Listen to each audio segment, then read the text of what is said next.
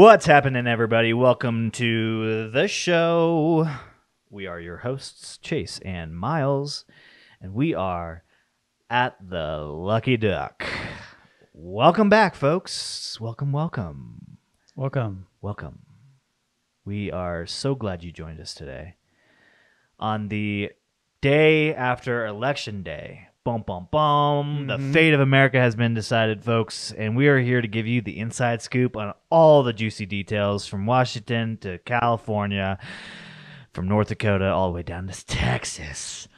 Dun, dun, dun. I'm just kidding. We know very little about politics. We're just here to talk shit and have fun and drink some Tom Collins. What? Cheers. Have we had these before? No, first time, and it's got cane sugar simple syrup. So it's like, you know, not your nasty processed sugar. Oh shit, high quality. Yeah, it's high quality. That's what I'm trying to get at. That's it's what this podcast is. High quality, fidelity, content, handsome hosts. Host? All right, hosts. Okay. All right. Well, you turned into just me? I was just going to say that I have... Okay, yeah, fine. Okay, host. Yeah, we'll include you in it. We're also I'm diving into my obsession with Topo Chico, and this Tom Collins is prepared with a beautiful, lovely Topo Chico. That is the lime one. We did not use a lime in this one. We used the regular one. It's like this, but a more clear bottle. It's a hint of green. So good. Let's try it. Yum. Tastes like cane sugar. Yep, there's a reason. So you're supposed to eat You're supposed to eat the whole drink. I mean, trying to get ice cubes, lemons. Supposed to eat the lemons? Yeah, you're supposed to eat the lemons whole, skin, rind, and all. Oh, he just went for it. It has a couple seeds in it. Also, it was just for looks. Those have been sitting in my fridge for 6 months and may have mold. Oh, I'm just kidding. It's pretty good, actually. Yeah, you like it? It's pretty sour. Yeah, it's a lemon. You're like a kindergartner right now. It's like, I like lemons. You know what's good? What? I got to finish chewing this lemon. Lemon tarts? No, when you have a sandwich and they take a very thin sliced lemons. Yeah. They put that on there. Yeah, actually, I do like that because I do like tart and almost like a vinegar flavor to my sandwiches. Like I'll often, if I'm making, I don't often make sandwiches with like deli meat, but if I do, I have to give it a little splash of red wine vinegar. Gives it that like, I don't know, what kind of taste would you describe vinegar other than saying vinegar? Probably like salt and vinegar chips. You said the word. That was the one thing I said not to do. Okay. So the way I would describe it is really nasty but tastes good too. Yeah, what other words could you, I guess not sour, not tart. Yeah, it's kind of it's almost sour. It's in its own way. Yeah. Yeah. I feel like do you ever make a sandwich and if you don't have the what did you say, red wine vinegar? Yeah, red wine vinegar. If you don't have it, you just take salt and vinegar chips. Yeah, I've done that. Pop them in your sandwich. Yeah. Or any kind of like potato chip. Yeah. Yeah, that gives it nice crunchy texture, extra added sodium. I've been accused of being weird for doing that. Yeah, you do have some weird eating habits for sure. You know, in college you went down. Okay, that was in college. Yeah, but we're going to talk about it because it's weird. You just ate egg salad. It was either egg potato sandwich, potato or egg salad right out of the container. Look, we went to college in Florida and Publix has some bomb egg salad. I'm not going to deny that. I think it was potato salad. I think it was like Southwest potato salad or something like that. You had a myriad of salads going on. Yeah. Not the healthy kind. The kind that uses mayonnaise and mustard. Yeah, because they're good. It's good on sandwiches. It's good by itself. It's good with tacos, in a taco, in a burrito. Yeah. By itself. Would you ever consider eating a spoonful of mayonnaise? Definitely not. I hate mayonnaise. Really? Yeah. Mm. Actually, Do you ever put mayonnaise on your sandwiches? not really. Really? Yeah, I've It's kind of never. like a dry ass sandwich without it, right? Yeah, that's the problem. So you usually have to have some other kind of substitute, like Yeah. mustard, Okay. red wine vinegar, something to Yeah. give it more juice. But Yeah. I've never liked putting mayo on it. I Mm. do like mayo in tuna. Right. To Not get like the tuna salad Yeah. texture. You can't eating dry tuna when it's not It's rough. a tuna steak or something. Yeah, it's disgusting. It's rough. Canned tuna is nasty. It's just so dry. Yeah. It's like you can't like get it all out of your mouth. It's Stuck just in your yeah, throat. just it gets stuck there. Yeah. Plus, a lot of times canned tuna still has bones in it, That's true. and when you have mayo mixed in with it, you don't notice you're eating it. That's a good point. That's a good point. The other kind of mayo that I like is if you ever go to, I don't know if it's in a lot of European countries. I noticed it in the Netherlands. When they serve French fries there, they serve it with either mayo or ketchup or barbecue sauce, I think. Yeah, I've found that it's like less ketchup type of stuff. Like But the mayo thing is real. It's different than the mayo you would get at the store here. Yeah, I think when I went to London to one of their little, I think it was called Sainsbury, is a chain of restaurants, or not restaurants, grocery stores, and they have things called like American sauce, which I think is like it was like mayo. Oh yeah, They actually call it American sauce. That's funny. Yeah, and but yeah, when I had French fries, what they call chips or frites, yeah, Frito-Lays. Fritas. Yeah, in Belgium they have like a thing there where you serve like French fries and mayo. With mayo? Yeah. Okay, yeah. So it's probably maybe either that region or just kind of Yeah. throughout Europe. But yeah, the first time I ever saw it, I was like, they call Americans fat? This is fucking gross. But it's probably not native. Maybe it's an influence from other cultures. It could be. People in New England like the malt vinegar on their French fries. How do you feel Malt about that? vinegar on French fries? Yeah. Yeah, I think that's fine. Yeah.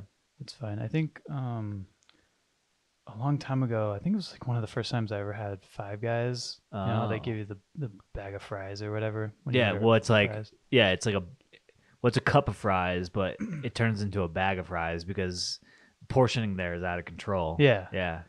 Yeah, exactly. They just like give you a hump of it, and they're like, "Here you go." Like that's why every time I go to Five Guys, I get a small fry because they have the regular and then a small, Yeah.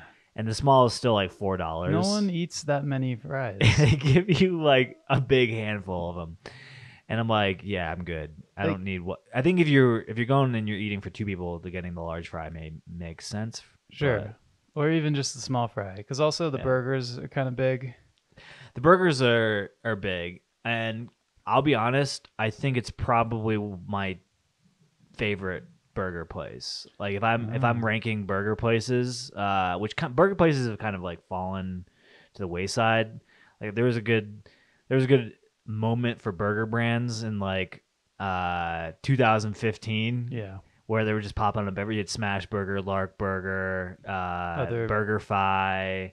Other places that use the word smash in them. Yeah. Which is kind of funny because Smash Burger, there's like plenty of people who claim to be the person that created the Smash Burger. It's just the flat patty, right? The flat meat. Well, it's hold on, we just lost our camera. And we're back. Hey folks. A smash burger basically is just a ball of meat, and they basically, some people will add like cheese to it or salt and other like spices or whatever, and they'll like throw it on the grill. They'll cook it for X amount of time, and then they just take the spatula and smash it down on the grill, and it creates a flat round patty. That's the smashing in the name from the name. So like we own a restaurant called Elway's, and we also claim that it's like our signature smash burger. Yeah. And there's a whole chain of them, right? I have to imagine that a burger at a fast food restaurant or fast casual restaurant is probably the worst food you can get, right? At a fast cat, like what in terms of nutrition or Yeah. nutrition? At a fast food restaurant, Yeah. the worst thing that you can get.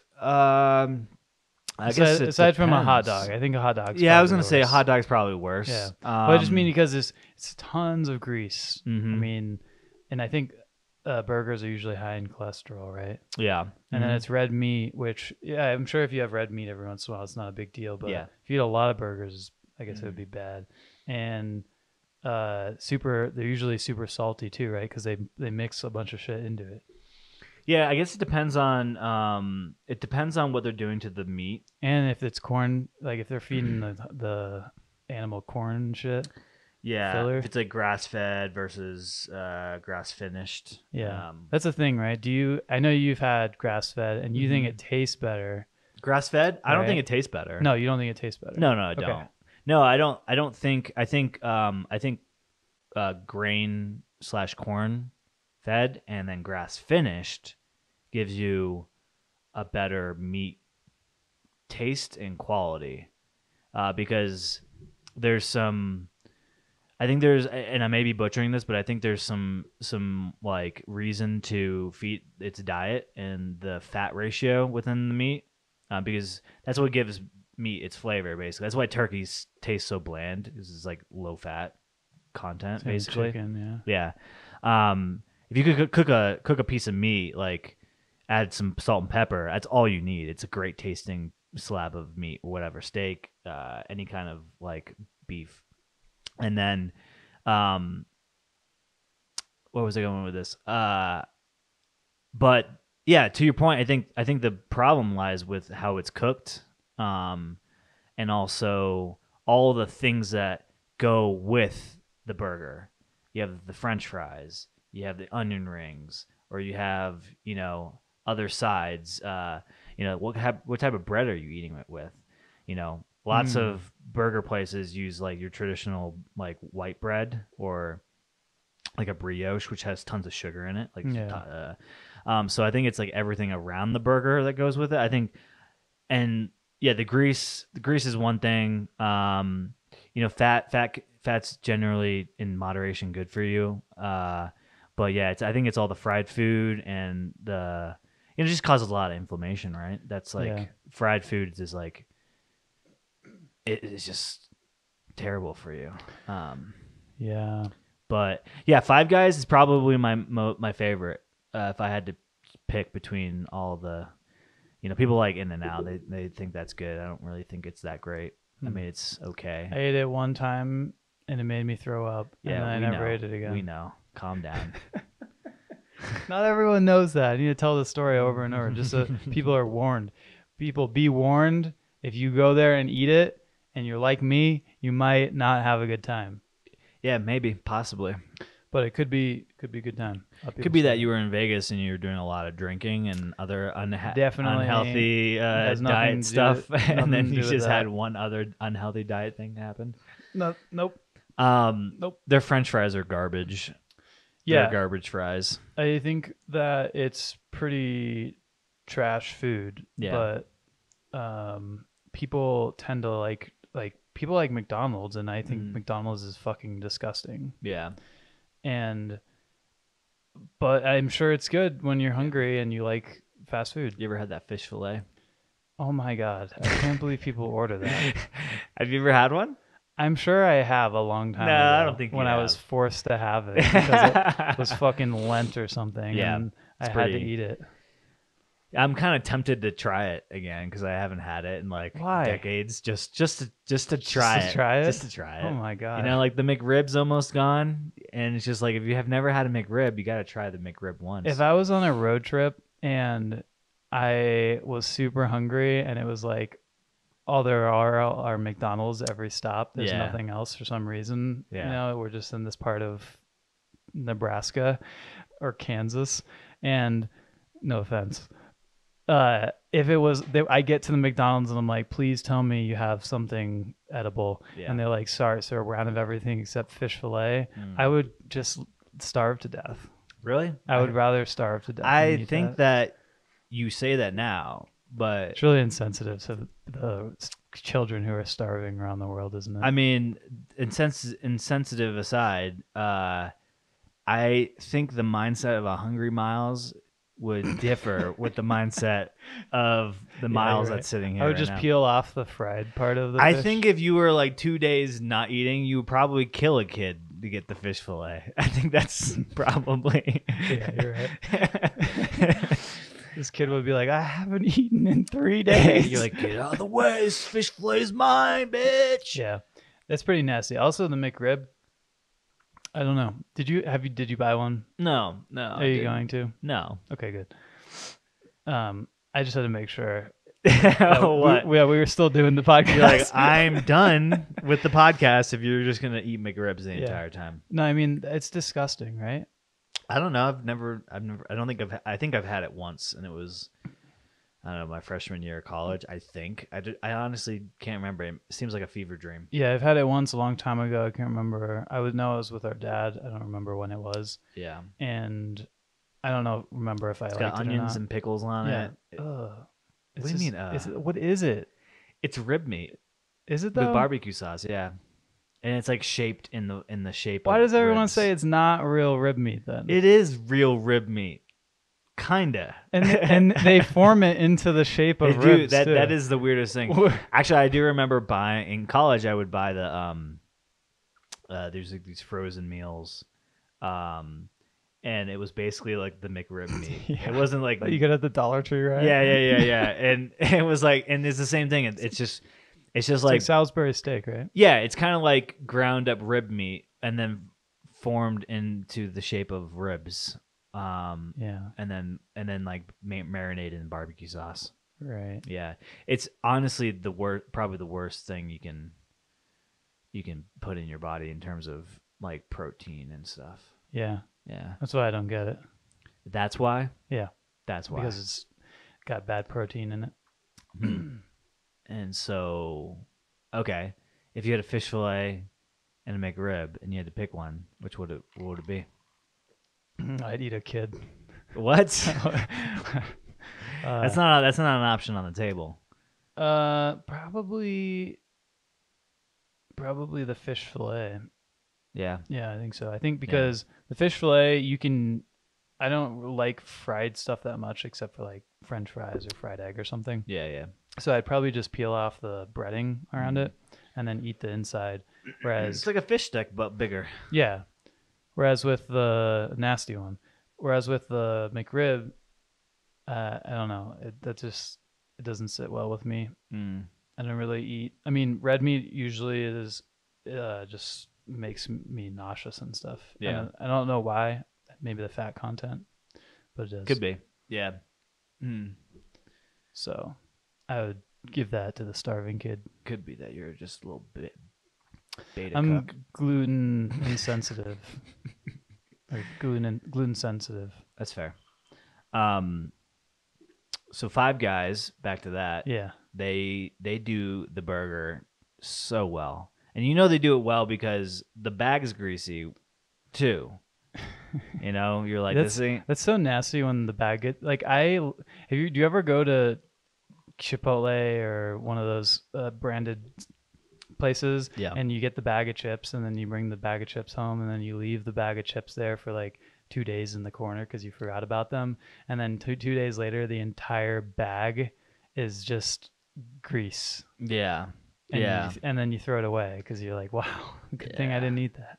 I had Chipotle for the first time in a long time the other day, and it was good. It was good. Yeah, it's pretty good place. I don't eat it that often because I think they only have cilantro rice. Yeah, but they also have brown rice now, I think. That doesn't have cilantro in I it? don't think it does, yeah. Okay. I think their white rice does, though. Yeah, maybe it doesn't. I pretty much stopped eating there because I really, really don't like the taste of cilantro. Yeah. And even a hint of it in my burrito can just kind of... It can just ruin it for you. A hint of it through every bite, yeah. It can Yeah. just make it not... I'd rather eat something else. So I've usually been going to Qdoba, but I think Qdoba's quality is really shitty. Like don't. recently or just in general? Maybe in general. I Yeah. don't know if it's recently. I think it could just be comparing it to Chipotle. Chipotle Right. just seems better quality. Mm. It could not be. I don't know. What do you think it is that's like not as good, like in terms of like ingredients? Because I gotta imagine Yeah. like the tomatoes are probably the same tomatoes. Right. You Yeah, know, the veggies are probably veggies are veggies, right? But what is it? Is it like the protein? Is it the guacamole, or what are we talking? Do you think it is? Yeah, I don't know. It could even come down to the wrap, the Oh, the way they tortilla. wrap it, or the actual No, the flour? actual tortilla. Oh, okay. I'm not You don't do sure. like the bowls. You do like the actual burrito. Yeah, usually I do the bowls sometimes, but Yeah. I like tortilla, Yeah. so I like to eat. But I remember I went to Moe's a long time ago Mhm. for the first time in a long time, and I remember thinking, "Holy shit, Moe's tortillas at the time, they may have changed things since then, were horrible compared to Chipotle or Qdoba." Yeah. It's like that's something that I could notice right away. I was like, it's like almost stale feeling compared to the other brands. And Yeah. then I feel like as I've gone to Qdoba more, I've liked eating it less and less. So I'll get it if I'm hungry. It sounds appetizing. I get it, and then I get to a point where I'm eating it thinking like, this doesn't even really taste that good. Mm. So Yeah. I don't know exactly what to pinpoint. I mean, yeah, it just it seems like in general their food seems to be lower quality. Mm. Yeah, it could be. I don't know. I honestly don't know. I know they were acquired um a couple years ago or something like that. They may have changed some things too. Mhm. I mean, I think Chipotle prides itself on its quality of products. Oh, that's right. Didn't they have E. coli outbreaks because their food is fresh or something Yeah, like yeah, that? yeah, exactly. Yeah, they pride themselves on quality of food, but then Right. they had that disastrous thing. Nobody ever thought they Yeah. would come back from that. Yeah, and they did like huge, right? I don't think huge. I think they've slowly come back. I feel like people don't talk about Chipotle in the same way they used to. Since then?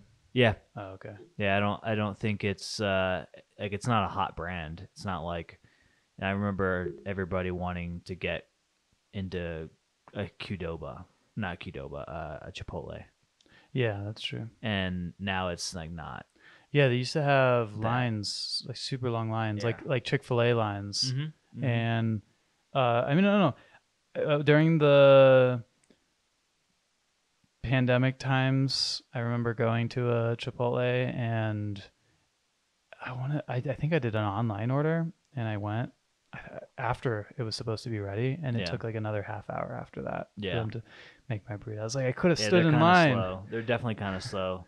The one thing I think there's a point of difference between Qdoba and Chipotle is I think Qdoba has more flavor to it than Chipotle does. Hmm. Like whenever I get Chipotle, it's good and tastes fresh, but just kind of lacks the flavor. Like it doesn't have like, and maybe that's due to them not doing anything other than serving you the raw ingredients. Right. But I think Qdoba, like they use a lot of marinades and things like that with their meats, and they also have like several.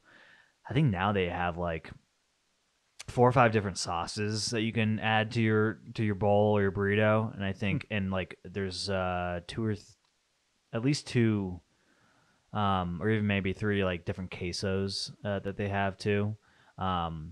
Which like now we're talking totally unhealthy, but Yeah, they have I think just a regular one and then a Diablo or spicy yeah, one. yeah, spicy 3 cheese Diablo or whatever. They've been changing, not Ben, but they've changed things a lot in the past couple of years. Yeah, Like their app completely changed several times. yeah, they've done since I've been a part of their business. They've changed their branding.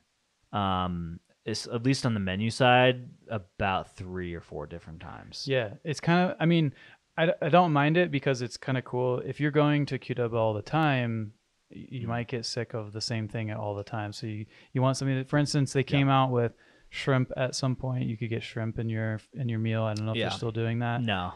It was disgusting. That's probably why they're not doing it anymore. Yeah. But it was a cool option to have aside from the meat, the fake meat, and no meat, was to have some kind of seafood. And they recently, I think I saw they have a new. No, I don't think it's new. I think all they do is they just take the tortilla and then put cheese on it, fry the cheese onto it. So they call it like the cheese layered tortilla wrap or something like that. Really? Yeah. Yeah, I saw the last time I was there. Crunch type style. They came out with mac and cheese bowls. I think it was something like that. Really? Yeah. Oh, I didn't know that. They have added and taken away so many things. It may be that Denver's also home to Qdoba in terms of where it came from. Oh, okay. So it could be that Denver's like a big test market for them. Could be. So that you're getting all of the new stuff. You're the guinea pig basically. But I think with the brand so large, and you see this with like McDonald's and Starbucks, is you will see their menu branding, like their logo will stay the same for the most part, but they have to basically reinvent the look of the menu over and over and over and over again, and for no other reason than to just keep you interested, especially at brands at such scale and such competitive markets. Like Starbucks is in a very competitive market, right? Coffee's always been that way. Qdoba is in a very competitive market because it shares, there's Moe's, there's Chipotle, there's, tons of different burrito brands. And so you really have to keep offering the customer something that feels unique, like an experience almost. And so when you don't change the look of your menu boards for like a year or two plus, the customer experience can become stale, or it's just like those little tiny things that make an experience at Qdoba an experience at Qdoba. Like Noodles and Company is a good example of like trying to create that experience of being at a Noodles. They did like this whole thing years ago where they like had this red archway when you would walk in, so it was like you were like almost entering a different space like completely, and it felt familiar. Starbucks tried to do something very similar too when they were rapidly expanding. They called themselves the third place, right? It's like your home, your workplace, and then there's this third place. And so they tried to coin themselves as the third place. So like adding a mix of comfortability, familiarity, unique, and wrapping that all up into like a package, and then trying to basically reinvent that so you don't get sick and tired of it. Especially nowadays when we're in such, short attention spans. It's like almost sink or swim if you're not going to be able to do that. Yeah, like remember Taco Bell the way it used to look? If they had never changed, they would have totally just honestly, gone I out of love that business. look. I'm a big fan of like 80s retro wave, vaporwave aesthetic. Yeah, sure. And so like I hope and But I they doubt bring it back. No, not that they can bring it back, that'd be cool, but that would require some weird things to happen. But like if there's still a Taco Bell out there where everything's just stuck in that time period, there's got to be like I wish there was a town, Where they just keep everything where they the just same. keep everything the same. And Taco Bell is like, hey, we're filing permits to do, a refurbishment to our store, and the city council's like, no, we're not granting you the permit. That would be interesting. I mean, wouldn't that be a cool point of difference though in terms of tourism? Like, Yeah. go to the town that's stuck in the 80s, or go to the town that's stuck in the 90s. It's kind of like Portland used to try to do that. And I think is a good example of that is Portlandia. Like what's the theme song from the very beginning? It's like the age of the 90s is alive in Portland. I think is the theme song in the very beginning. Yeah. And I think that's changed a little bit, but Yeah, I don't think it's like that. people go. Where's that?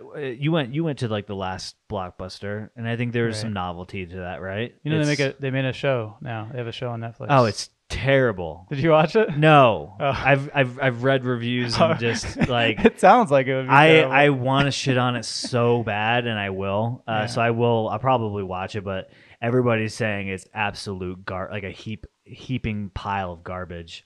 Yeah, it's just for attention to keep the store open, I think. Yeah, but and a little bit more about the show. I should watch it so I can properly shit on it, like a decent human being would. But the reason why I want to shit on it so bad is because our buddy Cole basically wrote a pilot for the same exact scenario. So he wrote a pilot like where it's back, early 2000s era where there's still blockbusters around, and they're like, and it was basically a sitcom, like a multi-cam sitcom where it took place inside of like a Blockbuster type video store. And then he was like trying to shop it around. I hope I'm allowed to say this. Sorry, Cole. And then somebody picked up the Blockbuster show. Wow. Yeah, and it was like basically his same show. Like it was a great premise. I read the script and everything. I thought it was really good. It had like almost like a Kevin James feel to it. Not Kevin James. Kevin Smith, the guy that did Clerks, reminded me of that. I don't know. Anyway, That's a yeah, bummer. there's value in nostalgia. There's value in that. Yeah. There's got to be places where we can go to relive and experience that. Yeah.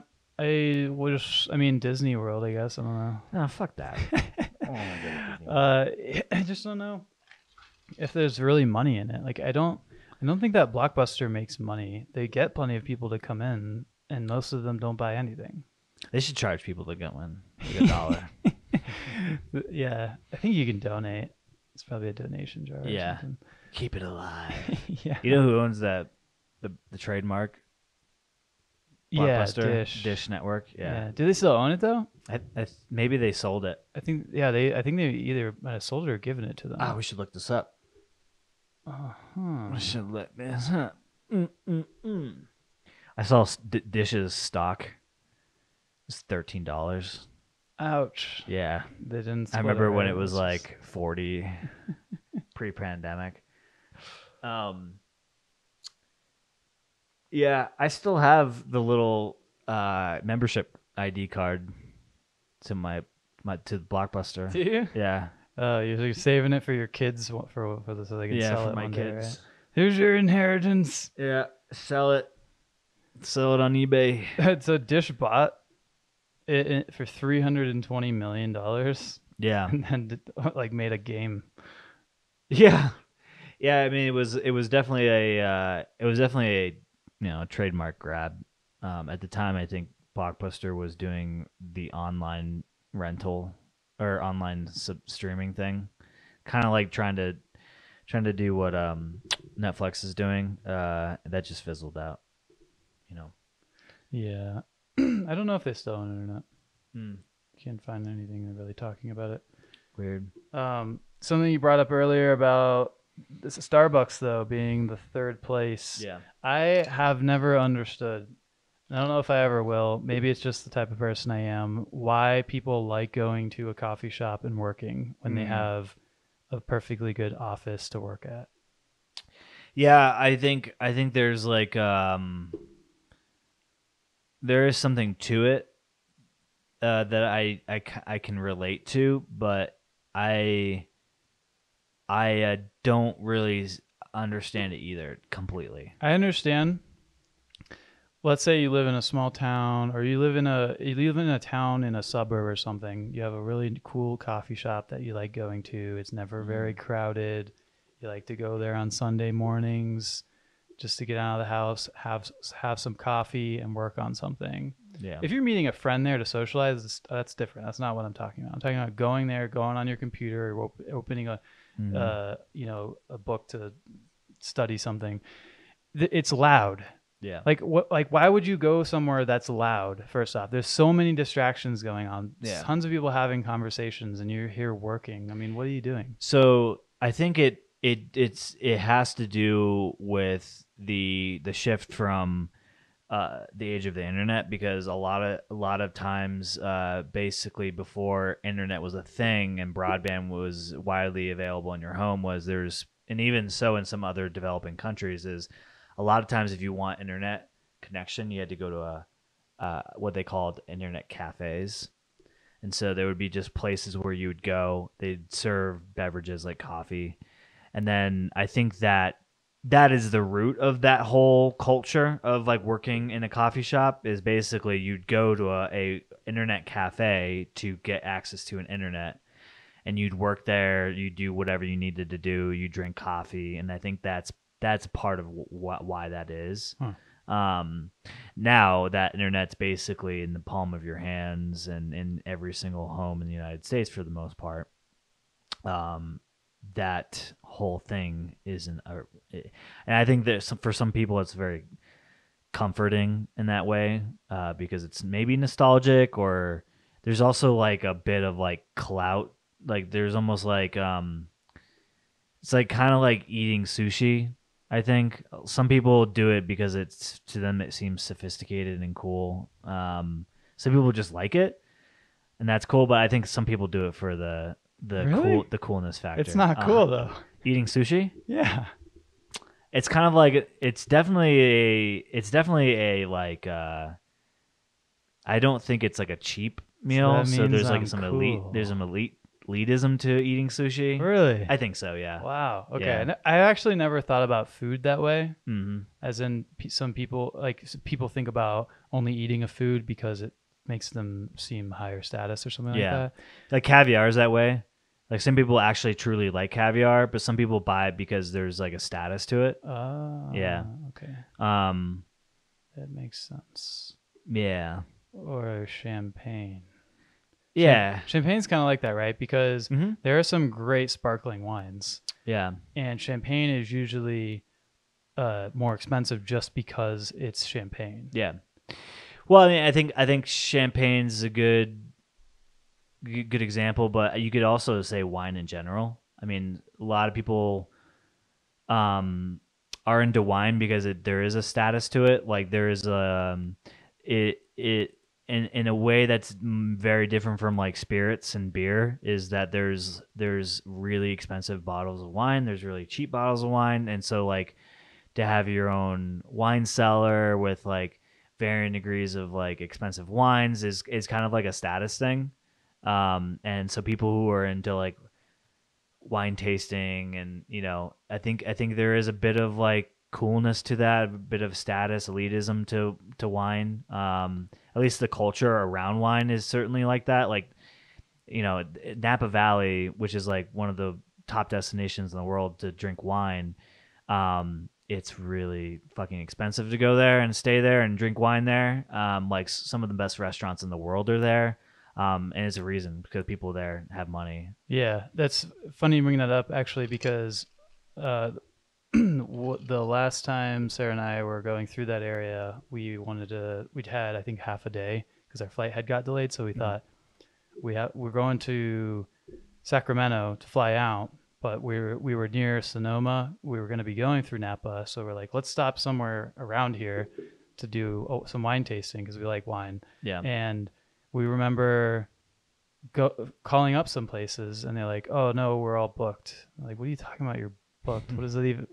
Like reservations to taste wine? Yeah. I didn't even understand that. Yeah. And then we finally found a place that didn't. They have reservations, but they also have walk-in you can do, and they just happen to have some space then. So we went in. It was so expensive, and we both were like, well, we can go to Palisade in Colorado, and it's still a little pricey there, but it's so much cheaper. Yeah, it's funny because we didn't care at all about being in Napa. We just knew like there'd be good wine here. Sure. Yeah. And we are actually very off-put about it being expensive and having to have this. It was almost like a show. It's like we got to dress up and we have to like have our reservation, and it's going to be $20 to $40 a wine for a wine taste, one wine tasting. Yes. And you're like, what are you doing? Yeah. Yeah. It is like you think of like the stereotypical guy with like the sweater like wrapped around and tied around his neck and stuff. It's like, and then loafers and like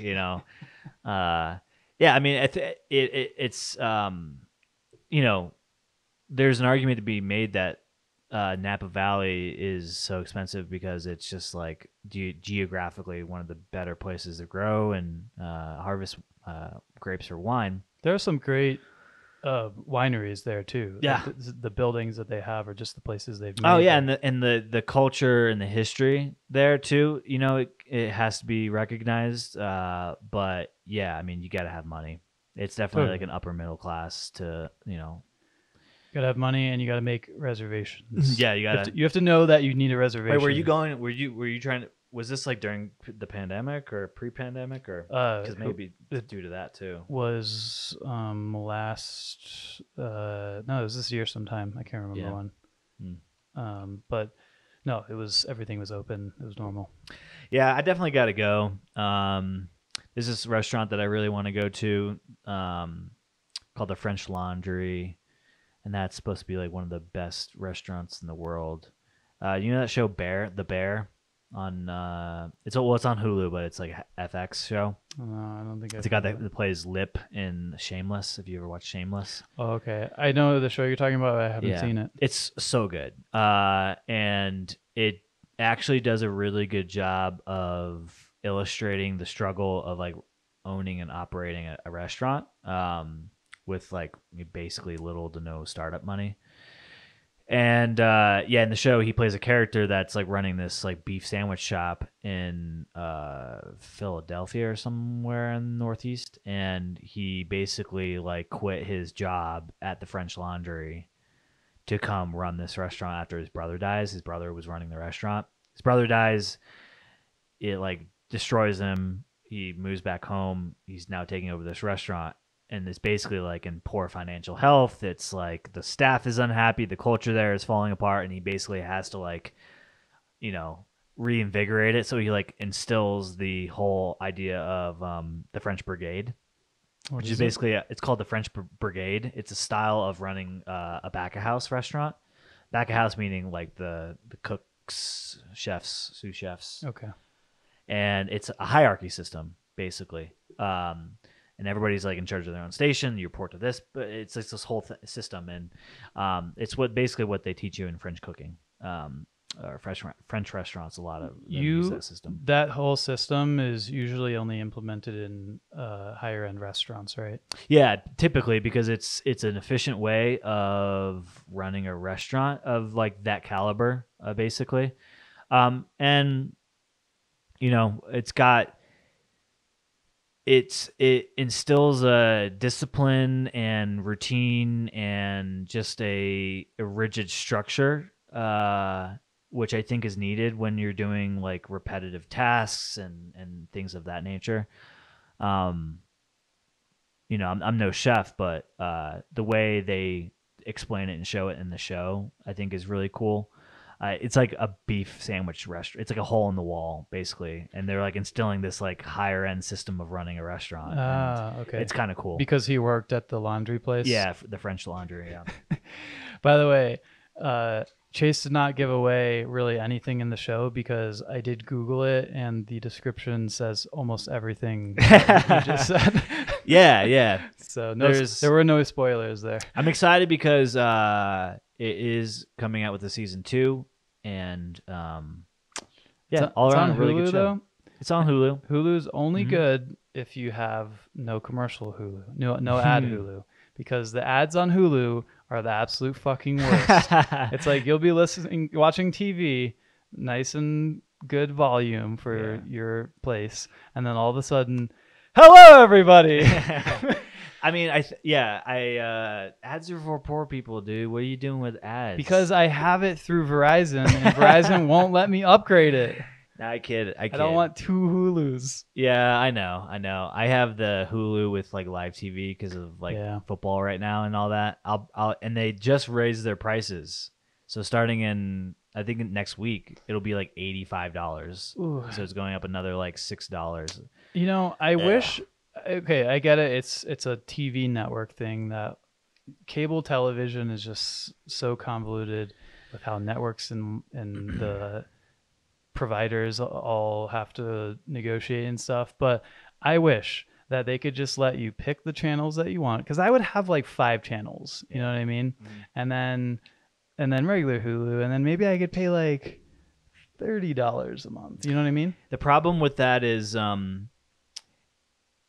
like from like Hulu's perspective, it's tough because they're negotiating with Viacom, which is like Comedy Central, Nickelodeon, you know, all these other channels.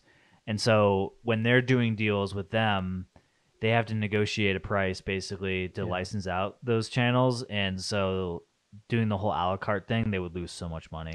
Yeah, I know. In a business that, like, I'm sure Hulu has made very little money. Yeah, I would agree. In fact, I mean, Disney bought them out, right? Well, they bought, I think, a majority stake. I think that's what it is. Yeah. I remember seeing a graph of streaming services and what market, or basically how many users each of them had. Netflix was massive. I think it was the highest one. Yeah. This was back before we had like Discovery Plus and all these other, and Apple Plus and all that stuff. So it was like HBO, Netflix, Hulu, and then I think 1 or 2 others. There's a couple others. Yeah. And Hulu was like extremely small. It has an extremely small user base. Yeah. I mean, now it's probably much higher because it comes bundled with Disney a lot of the times. Yeah. Either bundled through your cell provider, or it comes with Disney Plus just in general. I mean, I think they have it just to pretty much give it away. Yeah, I think like what's happening, and you'll probably see this more in 2023, 2024, is like just a bunch of different providers bundling up together. Yeah. Like Discovery Plus and HBO Max are becoming one thing. Are they? Yeah. Okay. Yeah, I don't think they've announced the name of it. But yeah, they're becoming one service. And there's Paramount Plus. You got Peacock. I think like you'll start to see like the great bundle. Yeah. So you know? What they did is they were first bundled through cable, and then they started splitting apart with their own services. And then everyone was like, well, we wanted that so we could pick which, networks we wanted, but they're too expensive.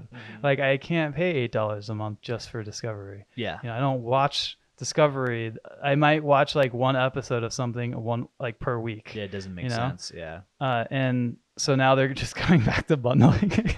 Yeah, and also the bundle makes sense to me because especially if like the Hulu, Disney Plus, I think it's ESPN Plus is what it comes with now. That's a good start, but like I think you'd be better off from a consumer and a business standpoint if you just made one platform. Because the problem is when you go and you like say you have Apple TV or Amazon Fire Stick or whatever you're Roku, and you like go into the Netflix app, it's getting better. It's getting a lot faster, and some of these like smart TVs, which like that's a joke because they're putting in CPUs and those things that run at the speed of a Windows 98. Yeah.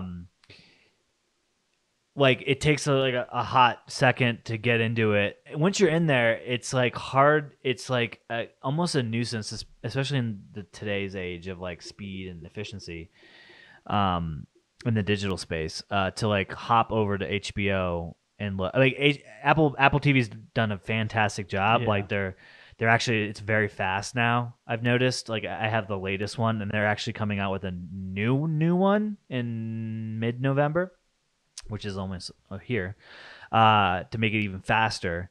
They have some really cool things, but and they tried to do it with the Apple TV app within the Apple TV, where they basically bundle all your cable services, and so they show you all the available shows and stuff like that, and that's kind of cool.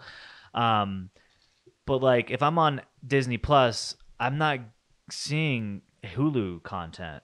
I had to go all the way over to Hulu and load that up, and then it's gonna like ask to verify or whatever. Right. Sometimes, depending on if you've opened it up recently or not. So Yeah. I'd like just one thing, have all my shit. I want it to know me. I don't want several different algorithms. I don't want the Disney Plus algorithm and then the Hulu algorithm. I just want one thing to suggest things to me, to know what I've been watching on. I'm sure this is probably happening. and I don't even know. Like Disney Plus probably knows what Hulu shows I'm watching because they're so closely connected, right? So Yeah, they're gonna maybe. probably start, figuring me out more than than they have. I kind of wonder about that. What? I mean, I heard recently, so YouTube came out with YouTube Shorts, Yeah. and the YouTube, I don't know, one of the important people there was like, oh yeah, the YouTube normal video team and the YouTube Shorts team don't work together. Yeah, And you're so it's a like, completely different product. yeah. And then he was like, basically, his thing was, oh, we're making it better because now they're crossing streams, whatever. And I was Okay. like, so it makes me wonder how many.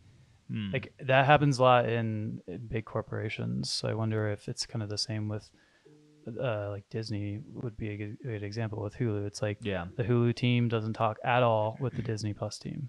I gotta imagine they're sharing their data though, in a way. Maybe. Like why wouldn't they? Because Hire us, bureaucracy. Disney. We got good ideas. Yeah, I work for Netflix. He doesn't. Okay. 300K a year plus stock. Yeah, I want options. I want chef-made meals every day. Netflix And Topo Chico just came out or is coming out with their ad version. Yeah, which like I feel like they've been like harshly and unfairly criticized for this whole thing, like because everywhere and it's very the news outlets have done a good job of creating clickbait surrounding this whole development within Netflix. So what you don't see in the titles is that it's just a lower price tier that will offer Netflix the same platform with all the TV shows and programming, but with ads. Right. So everybody right now who has a Netflix account will not be affected by this. But yet the articles and the headlines and the clickbait stuff is almost inferred that like it's coming and you're gonna have to fucking deal with it. That's funny. And so that's what's kind of been pissing me off a little bit about that. It's like it seems like everybody's against Netflix. Like, oh yeah, it's weird. Actually, I saw an article. I saw the opposite, where it was an article because I didn't know it had come out. Maybe it's only for a certain group of users. Maybe it's beta or something, or maybe it has come out. But I saw an article saying we tried Netflix ad tier and it actually wasn't that bad. in terms of what the quality of the ads. I didn't read the article. That was just the title, and so I thought, oh, that's interesting, man. I'm not gonna get the ad version. I hate Hulu ads, but I mean, the reason they did it makes sense. It's like they got to a point where they're like, we probably can't grow anymore. Like they lost. Yeah. They had a decline in revenue, I think it was. Yeah, they lost a certain amount of like subscribers. Yeah, so they weren't growing anymore, and so like Facebook, and so they were like, we have to find another way to get the rest of the people. Which is like that whole situation is not exclusive to just Netflix or streaming services. We can't have infinite growth. Right. It's literally not possible. That's the problem with how public companies work in America, is that if like you can continue to grow and branch and like invest in other industries, but when you get so big, then the government's like, well, you're too big, we have to break you apart, and then you continue to do that. But yeah, there's only so far you can go. So like you might think, oh yeah, Tesla is gonna like sell millions and millions of cars, whatever. There's only so many people that Tesla can sell cars to. Yeah. So like Tesla will sell those cars, and then at a certain point they're like, okay, like we get a little bit more people some years, and some years we get less people buying Teslas, but we're pretty much at a point where it's like an equilibrium. We can't take any more market share from the rest of the car companies because there's already too much competition out there. Now they find a different way, like the robo-taxi thing or whatever they're. Well, I think stuff like that. Yeah, the point is well taken, but I think for Tesla, I think the gamble isn't how many cars they can sell; it's the software. So like I don't see Tesla being a car maker in the future. I see Tesla putting their AI, their self-driving AI into other cars. Yeah. Does that make sense? Right. Yeah. But what if what Tesla did is instead of it being Tesla software, they subcontracted out to Elon Musk's new company, Nestle. And so if you own Tesla stock, you Yeah. don't have any proprietary access to the Nestle software. Yeah, I guess. I think. Yeah, he probably would do something. He would like do that. Yeah, he's a He fucking would. asshole. Yeah, he would do something. I would not put that past him for sure. He's like, oh yeah, it's actually Neuralink. Yeah, it's weird because Neuralink's a subsidiary and they just broke that's off. that's a really smart idea, right? Yeah, it is. To like, why would you invent something in a company that you don't own the majority, or you don't own? I guess I don't know. it depends. Like how much does he still own of it? Because He just sold another $4 billion in stock. yeah, but how much? Yeah, well, so how much does he have left though?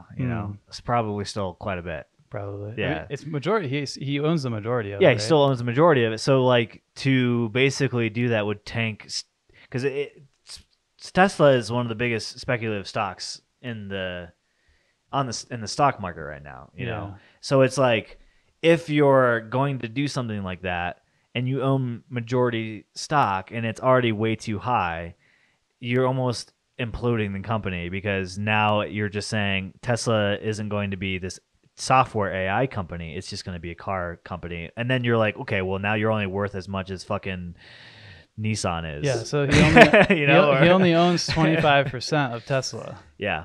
So it would be, and also, he has half of his stock is collateral for loans. So like he has given half of his 25% of Tesla to banks so that he can like use that money. Which, isn't that fucked? The way that works. The way that works. Yeah. Because basically what he's doing is he's able to double the value of his money. Yeah. Which is like fake. It's fake money. So he's able to go to a bank and say, "Hey, so let's say he had $1 billion and he bought $1 billion in stock.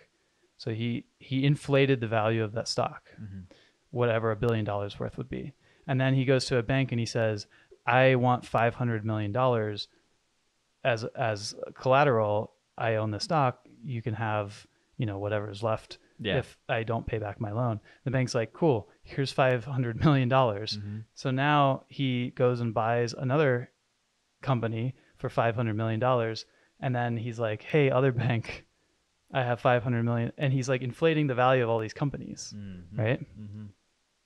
Yeah, it's like you have to wonder how much is he actually worth at that point, right? Yeah, because most of it's just tied up in equity or assets or bank notes. Yeah, that's the thing too. Is like people are always complaining, well, why doesn't he give all his or more of his money to charity? Like, why is he buying Twitter instead of doing this, or why is he doing whatever, investing and going to the Mars instead of helping poor people? And it's like, well, he doesn't have whatever he had, $100 billion.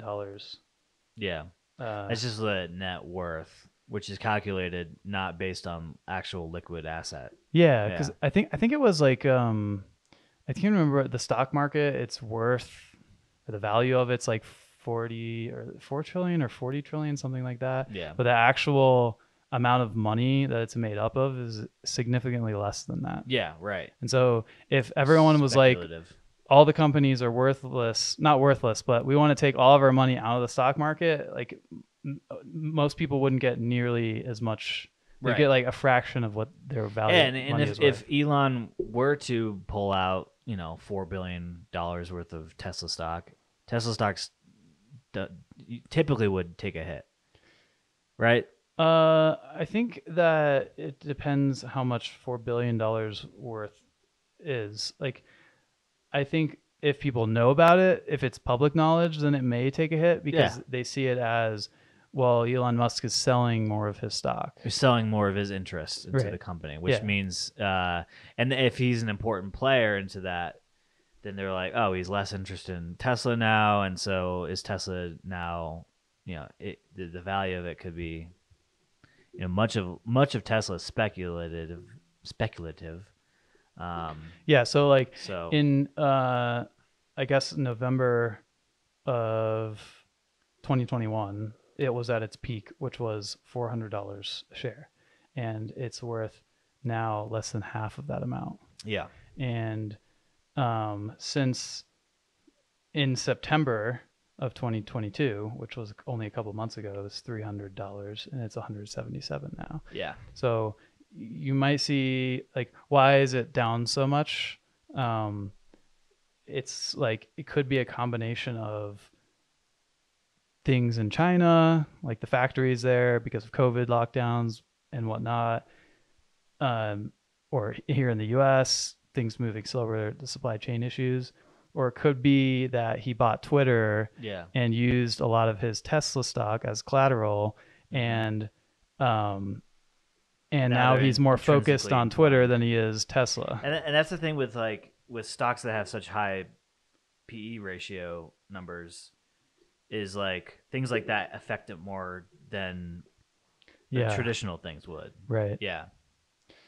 Yeah, Public opinion, CEO, things that he's doing, like Tyson Foods, the CFO just got arrested because he got super drunk and found his way into some random person's house and check Tyson Foods stock. I think it took. what did he do? He got so drunk that he like mistakenly went into some lady's house. And how is Tyson Foods stock trading right now? I mean, everything's trading down because we're in recession. But Yeah, but I mean, for like Tyson Food is not really a speculative stock. no, it's not. It So should be a pretty steady. for it to be down 30% is kind of a lot. Yeah, right. So yeah, I mean, things like that affect your stock Yeah. price. Did you see Mark Zuckerberg's employee layoff message Like today? 11,000 employees. Yeah, No, I didn't see what he said. What I did know he it's say? 13% of the company. I don't know Yeah. what that came out. Which I that's think you're slow right. in my opinion. Just in my opinion, I don't know. I'm Yeah. not a meta expert, Yeah, I don't know. but Yeah, I guess he did a call and just said what they were doing. yeah, But he I don't know. He looked sad, but he Yeah. it was like the whole, oh, this is my fault, and really, he did that. yeah, he Well, yeah, he took the blame for it, which that's it is good. his blame. Yeah, I mean, even if it's not, it is.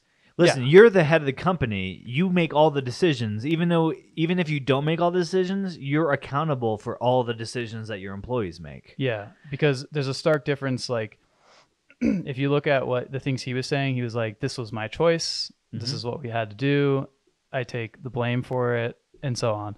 And then you look at Donald Trump, and he's like, "The reason why these Yeah. people didn't win in the election is because they're fucking idiots." Yes. Yeah. yeah. And they didn't believe in the big lie. Yeah, I know. Well, I heard somebody was telling me he has like over $100 million in a super PAC fund, and he didn't give Trump. Trump Oh, didn't yeah. give much of it to anybody. Oh, like his That he money, was or endorsing. he runs a super PAC that people give money to. I'm not quite sure on the details of it. I just know he has basically Control over that money. Oh, yeah, I believe it. And so he didn't give much of any of that money to basically support the campaigns of the people he was endorsing Yeah. to run, and most of them lost because they're all fucking assholes and idiots for Yeah, being a part of whatever the fuck he has going on. because he's waiting for 2024, baby. Yeah. He's got to spend that money. Yeah. Actually, I remember reading, like, I don't know, it was a while ago. Maybe, I guess it was during the primaries. Yeah. The Democratic Party, like, people, I don't know, caucus. Yeah. The people who run the organization, The- I guess, the which is really DCA. weird to me. Yeah. Yeah. They were like meddling in the GOP primaries. They were boosting candidates who were less likely to win Oh. against a Democrat contender. Okay. So, like, for instance, Mehmet Oz, Dr. Oz Yes. in Pennsylvania. Yeah. I don't know if it was them specifically, but he isn't someone who would like really win, right? He's not a Right. serious candidate, and Right. so they were funding their campaigns so that they would get people who would lose. Oh, gotcha. Yeah, Just and like so- funding the losers. Yeah, so that's why there's so many people in the primaries who are like the Trump election denier or whatever, because Oh. the Democrat Party was like Yeah. funding their campaigns. That's kind of smart, I guess. Yeah, it's Also smart, but shady. also fucked up. That's Yeah, really shady, what are you yeah. doing? Deal with your own shit. Yeah. I don't know if I like that. I don't like it. It also seems kind of risky because It's that super could, That risky. could backfire. It did, I think. I mean, there were a lot of. I'm wondering if the Herschel Walker thing is that instance. 'Cause, I wonder. What does that guy have anything to do with politics? I don't understand. I mean, everybody. I always question everybody who's in politics. Like, why are you doing this? Like, Yeah. what are your intentions? Are you really here, or do you have nothing better else to do? Or like, did your last like Dr. Oz? I think his show got canceled or whatever. So Did it? like, this just feels like the next thing he could do to Yeah. actually like, because he's like not a public figure, but he's like a Right. well-known. It's pretty sad celebrity. when, no offense to the guy or stroke victims, but like his contender had a stroke like a month ago. Fetterman. Yeah. Yeah. Which Did he? Yeah. Oh shit. I think it was a stroke. I think it was a heart attack. It looks like it because that guy is a fucking giant. Have you seen him Yeah, he's huge. next to other people? Yeah. Like, I don't think people understand this. Yeah, he's a big guy. He is a big motherfucker. So big people usually have heart issues, right? Because That like, makes sense. yeah. So I think maybe that has Yeah, to do some. But I mean, to be honest, like I would have a hard time voting for someone who's recovering from a Yeah. stroke. You know what I mean? yeah. To Well, it's ru- like the to- whole Biden thing. Is like a lot of people Yeah. don't like him because he's old. He seems like he's having some kind of dementia struggle. Well, and- that was the whole thing when they were campaigning. Mhm. Like the anti-Biden campaigns were taking some clips where he did like he does make a lot of mistakes speaking. Yeah. Sometimes like really bad ones, Mhm. but they were also taking a lot of footage and doctoring them to Yeah. make it look like he had very long, drawn out yes. like issues where he was speaking. Yes. Um, There's been many instances where they've done Fox News and I think Tucker Carlson's show is very like infamous for doing Yeah. things like that. And so Yeah. you'd see that stuff on social media, just on the news, if you watch Yeah. those news channels, and you're like, holy shit, this guy is like Yeah. cuckoo, right? And it really does affect you mentally, thinking like, is this really what he's like? I mean, this is, I don't know if I can trust someone. Yeah, it seems like the Republicans' angle to criticize opposing candidates is to attack their appearance, their demeanor, or their like I guess physical attributes and things like that. Like I think Tucker Carlson famously attacked John, who's the guy from the Daily Show, Jon Stewart, Yeah. for being like too short. He's like, he's so short nobody would date him. That was Really? like, yeah, that was a criticism. That's so funny. He is pretty short. That's, He's short, but like, like what the fuck? Yeah, no one cares like, about that. And then the Democrats will go and attack Republicans like character, basically. Yeah. And that's what you saw with Trump is everybody was attacking his character. With Biden, it's like we're attacking him for being an old man. And there's obviously merit on both sides, right? Like I don't feel comfortable having Joe Biden our president because he is old, and I feel like he can be taken advantage of pretty easily.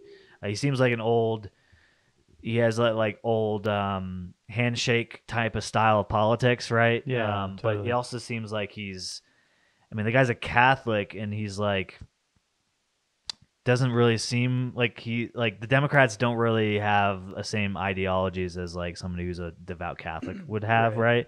So it almost seems like he's kind of slipped on some of his like what you would think he would like stand up and believe, and so that's kind of concerning. But then you have like someone like Donald Trump where you're like, it's so easy to attack his character because he truly is a fucking asshole, a narcissistic egomaniac who has self-serving, running through his blood. But I don't know. I just noticed that, and in the instance of is it John Fetterman? Is that his name, John? I don't know if it's John.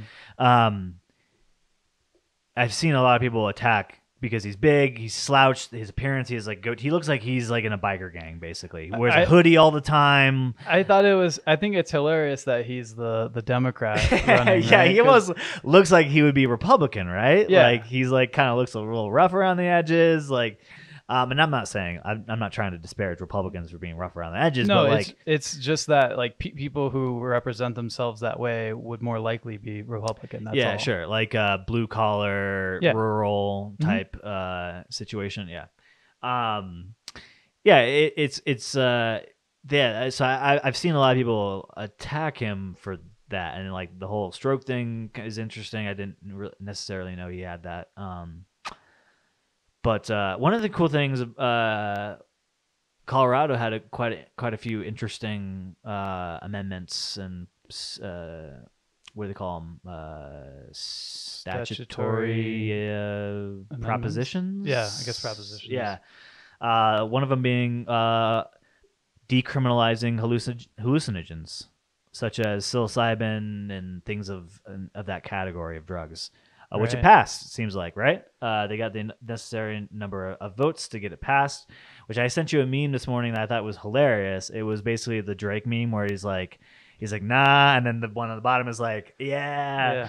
And it was like, the one on the bottom was obviously the hallucinogens, and the one on the top was like getting grocery stores to be able to sell wine, which like if for everybody who isn't familiar with like Colorado liquor laws and that whole thing, not a lot has changed to liquor laws since like the 1950s when like prohibition was that 1950s when prohibition came back. I don't know. Anyway, after prohibition, obviously selling alcohol became legal again. So Colorado made obviously a bunch of like amendments to the Constitution, the state constitution, about who and where you could sell liquor. So basically, since then, only small business liquor stores were allowed to sell actual liquor, wine, beer, and even up to like a few years ago, they were allowing grocery stores like Safeway, Kroger, Walmart, and Targets to sell beer, but they could only sell it at like 3.2% alcohol. So it's very low proof alcohol. It's like, Bud Light didn't really make a difference because it's basically the same amount of alcohol. But like things like Guinness, if you wanted to sell Guinness inside of a Walmart or a grocery store, it had to be 3.2%.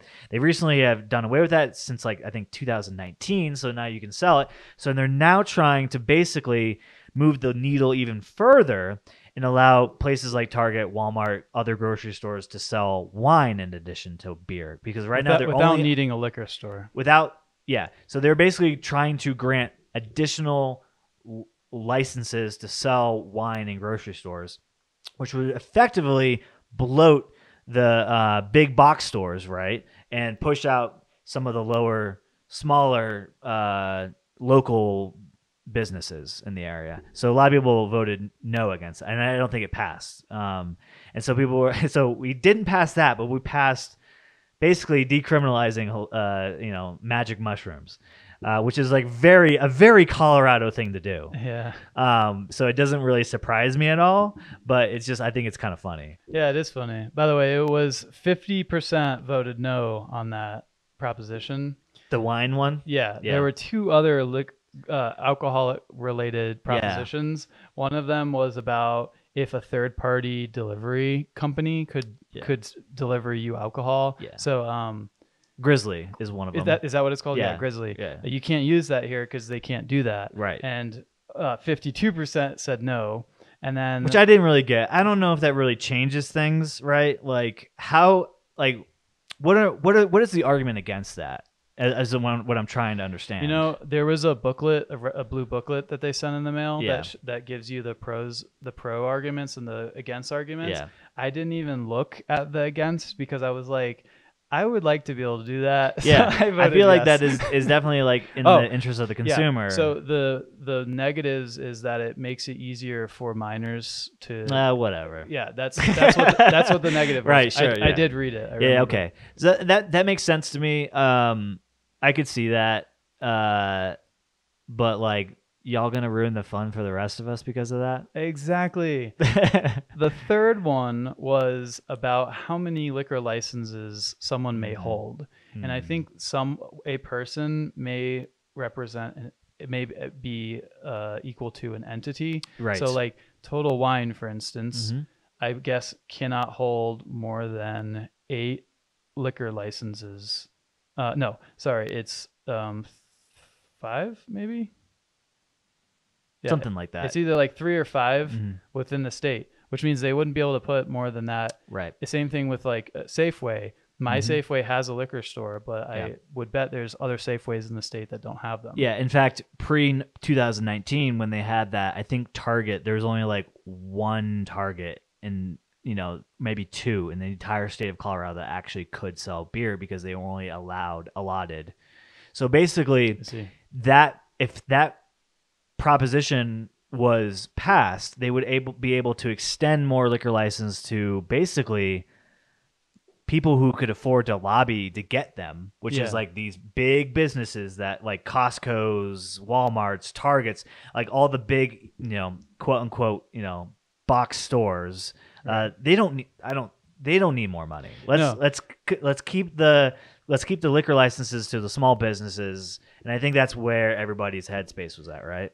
I think that's why. But let's be honest, like the liquor store is like second to going to a gas station. You know what I mean? Mhm. It's like that's where all the other sketchy people go. Yeah. To get liquor because alcohol is just associated with people who have more problems. Sure. Yeah. And it's much more comfortable. Like, liquor I don't really care about as much because how often are you like, oh, I need to buy some whiskey, right? No. It's pretty rare. Yeah. But buying beer or seltzers or some other or even wine happens a lot more often, and so that's a lot nicer to not have to be able to go to your grocery store that you already shop at and buy your beer or whatever you're trying to buy instead of having to go there and then find a liquor store that you need to go to, drive there and go grab that. Yeah, but here's the thing is like I hear that argument and there is a convenience factor that I totally understand.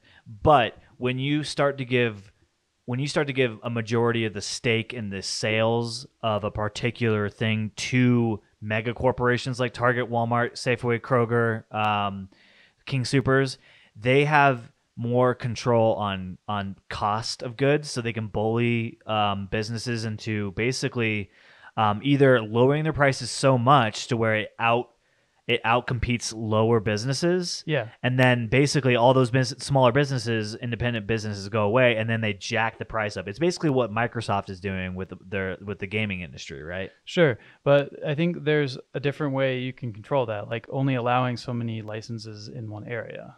Yeah, which is basically what they do right now. Almost. Yeah. So if you allowed, because there's actually not many liquor stores near where I live. There's like Safeway, and then you'd have to drive several miles either way to go to the next closest liquor store. Really? Yeah. There's not. I think there used to be one in that plaza in the one near me, and I guess it went out of business because Safeway probably opened up. That's interesting. I have like 4 within. Really? Yeah. Well, you like live in a so sketchy. many. You live in a sketchy area. I don't live in a sketchy area. Fuck you. No, but but what Walmart does the same exact things to almost every Amazon. popular brand on Amazon does it too. But yeah, where they will undercut say I have a brand new grape drink that I think is cool. It's special. It's nothing proprietary, but people like it. And then I put it in Walmart. Walmart's like, you can sell it for this much. Okay.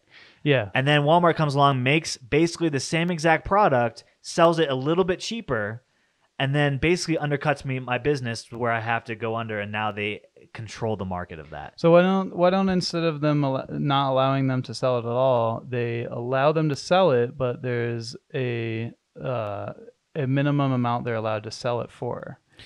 because like then you're enacting like price controls, which is like inherently bad for free markets. Yeah. So what's special about liquor though? Because for instance, Ace Hardware and Tractor, or no, I guess that's a big one, but smaller Ace Hardware is actually a large business as well, but a hardware store, like a mom and pop hardware store that they had.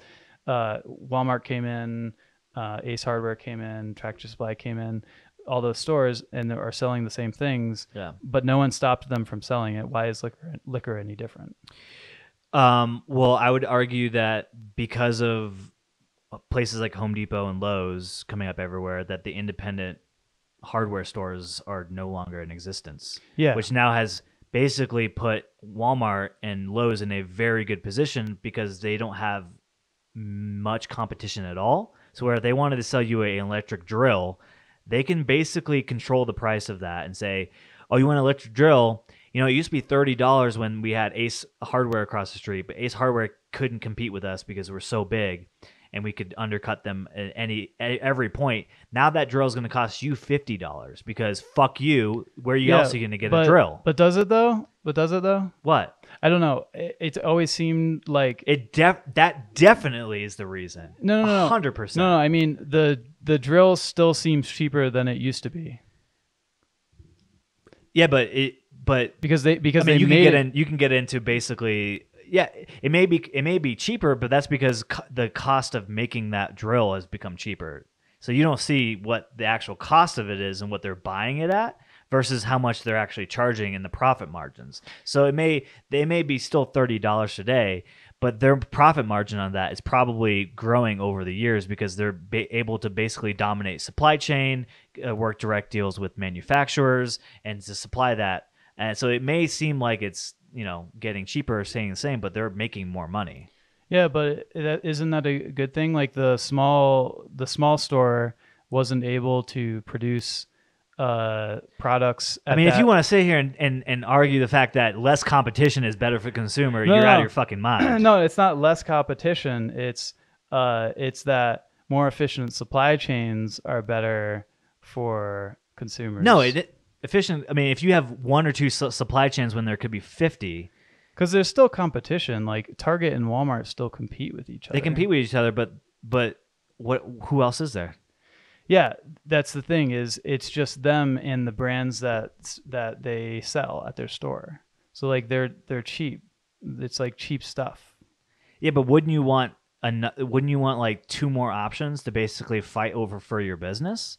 And to drive down prices and basically try to win you over by offering excellent customer service, going above and beyond, trying to outdo their competition, or else basically if they have you captured, they can treat you however you want because they know you're still going to eat the slop that they give you. Yeah, I understand that, but so like you're saying that price controls don't work. Yeah. And I'm saying that government regulation over who's allowed to do business also doesn't work. Yeah. I think it's natural competition. If Walmart charges you less than the small store goes out of business, Walmart jacks the price up, now it's expensive, someone else will come in who can sell the product cheaper, which is what happens.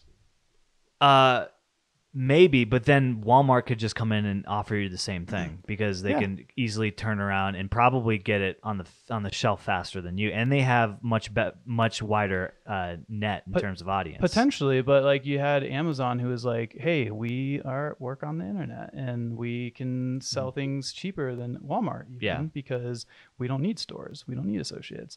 And so Amazon innovated, and they were like, it is for cheaper." And I think the same thing could happen.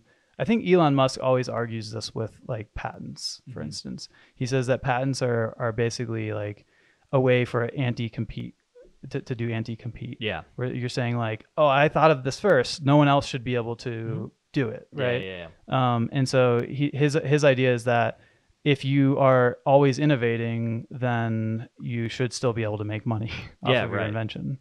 It should be the same way. I know it doesn't work perfectly, and neither does price caps or only allowing someone to have so many liquor licenses, I guess, whatever. But I don't know. It is an option. I mean, obviously, like there's there's the exception of like if you come out with a great product, an innovative product, you will be able to sell it, but you may only be able to sell it for so long before other people catch up. And the problem with saying there's Walmart and Target, and then you decide you want to compete with Walmart and Target, right? You're totally able to do so, and if you wanted to, you could.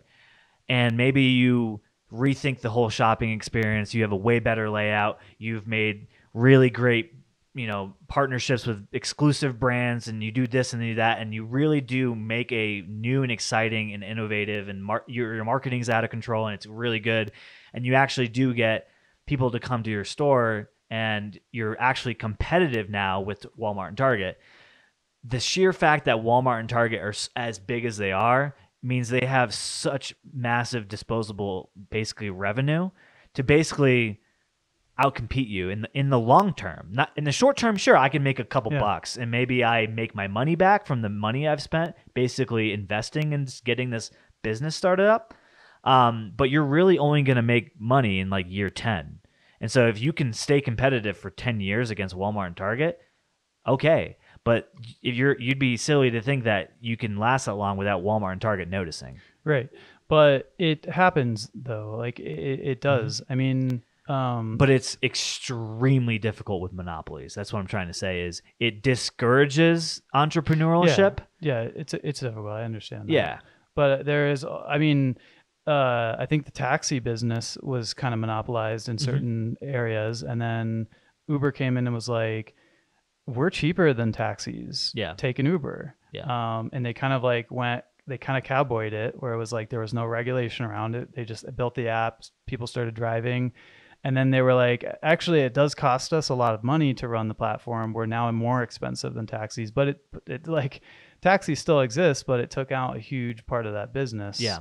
And so like, I think there's like, there's definitely a balance. Like someone with more money who is ambitious will find a way to sell something cheaper. It's like Walmart may be able to do that one time, but can they do it 2 times, 3 times? If you keep designing these businesses where you're coming in with $1 billion and you're losing all that money so that you can gain the market share, people know your name, and then suddenly I'm not going to Walmart to go to the tire place at Walmart. I'm going down to some other tire place because it's cheaper. I don't know. Yeah, but if you're looking, there's always going to be the customer that's looking to get the cheapest product, and if that's the case, then shop at Walmart all you want. But there's other people wanting maybe better customer service. Maybe they like the fact that like for instance, in the hotel industry, there's Hilton, there's Marriott, and then there's Hyatt. I think Regency or Hyatt. The Hyatt's the parent company, IHG, whatever. That's basically the 3 biggest players in the industry, and they've basically monopolized and now have control. Those 3 companies have control of basically every hotel in America. For the most part, there's boutique hotels, and those are starting to become more popular, right? Because they're innovating. They're giving you that point of difference that Marriott and Hilton. But if you're a Hilton guy, you like getting the 2 free waters when you come in. That's their point of difference. If you're a Marriott guy, maybe you like because their reward program is more lucrative than the Hilton Honors points, right? There's these points of differences, and so like going back to like if you're looking for the lowest price, there's always going to be that option, but there should be more options for people who are wanting maybe this the white glove touch when they go.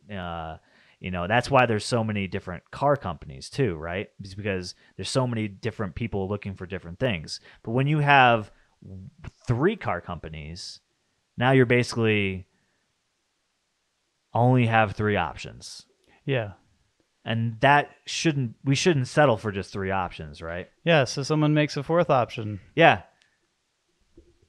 But making a car is extremely difficult. Elon Musk did it. He barely did. Yeah, but he was did. Like basically in the brink of bankruptcy multiple times. Most innovations are barely a thing, though. There's been maybe Uber was probably also barely a thing in the last 20 years. There's only been really 1 new car company that's emerged that's been actually profitable, and Tesla's basically not even profitable.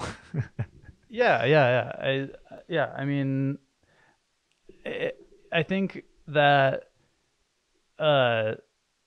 some regulations that we have are just trying to cling on to like dead industries or dead ideas. I don't know. Like you can't so for instance, in some states you can't deliver alcohol to someone. You can't buy it online and deliver it to them. I don't know if that's a rule here or not. Yeah. Because I don't do it. But for instance, if you allowed the big box stores to come in and have all the liquor licenses and it took out all the small ones and they jacked their prices up, well, now I can offer it cheaper online. Like then I can sell it online. So then the other places will bring down their prices. And at some point, someone will buy the other places. Like, they'll still monopolize and someone will find another way to just sell it cheaper. Instead of me thinking, oh, I still have to go to the liquor store to buy liquor, instead of buying it where I buy everything else. Wait, so what are you trying? What's the point you're trying to make? My point is that we're basically trying to save these stores that don't need to exist. Yeah, I don't know. I don't agree. I don't think it's in the best interest of the consumer. Still, I think the pros outweigh the cons in that instance. I guess, like, so are we disadvantaged at everything else that we buy? Like when I go to a farmer's market, Potentially, yes. When I go to a farmer's market in Denver, the eggs are not cheaper than they are at Target or Walmart. Right, because they can't sell them cheaper. Right. Yeah. So Target and Walmart are still selling them as cheap as possible. Yeah. So how is that not beneficial to me? What, to get it at Walmart? Yeah. I mean, if you're looking to get it from Walmart as cheap as possible, then that option is available to you. Right. Yeah. So if that's what I'm saying though, is if it's just like, why is it only liquor that they're going to increase the price of? Like they didn't increase the price of eggs. They didn't increase the price of cheese.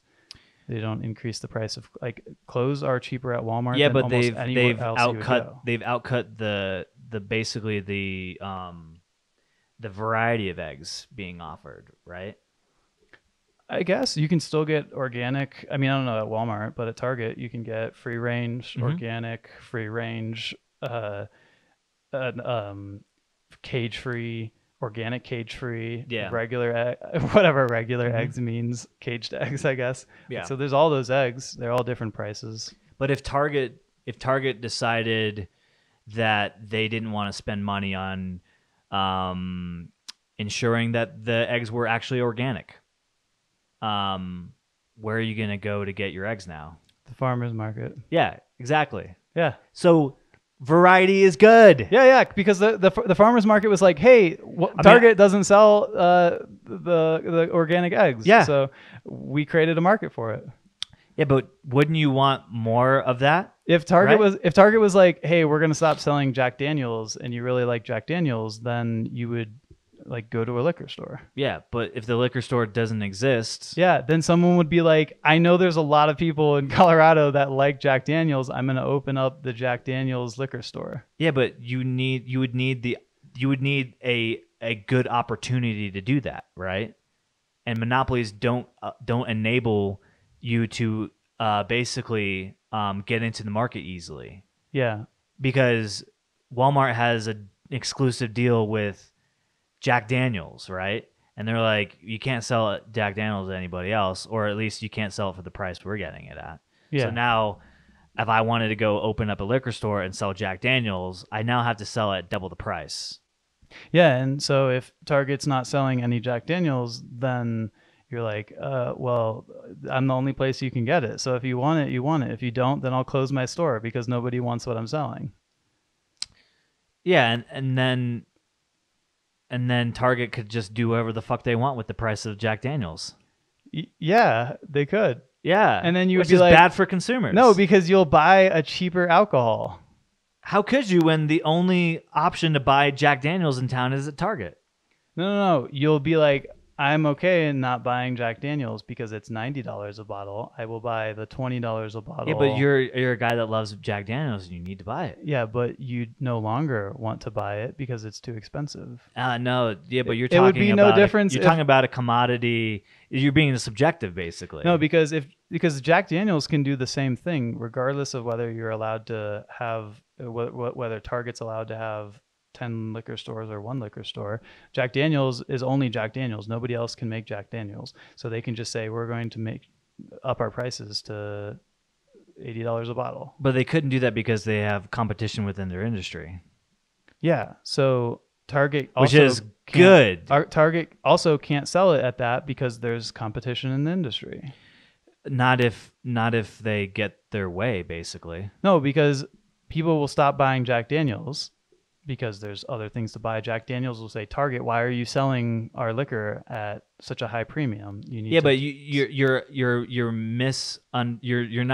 not accepting the fact that there still will be people to buy Jack Daniels. Because just because Jack Daniels doubles in price